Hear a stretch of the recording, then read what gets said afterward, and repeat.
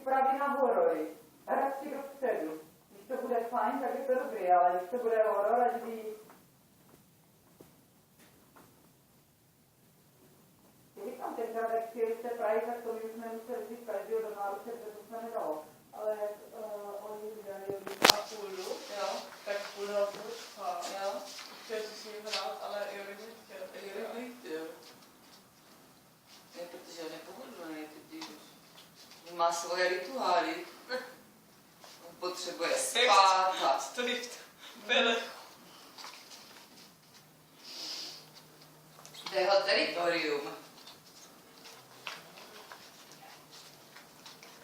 To je jeho, no.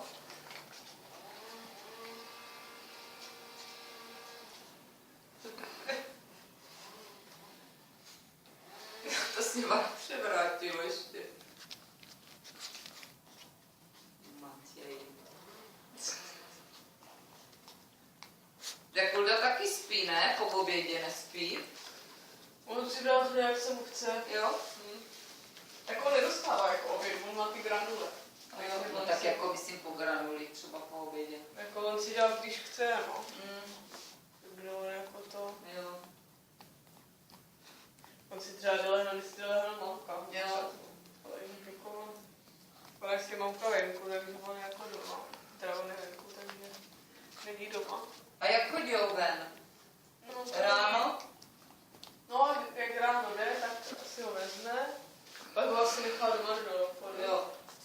A pak to, no si říkáme Petra, den chodí škola, no. No, kdyby tam byl ten výběh, tak on by se tam vylítal, víš?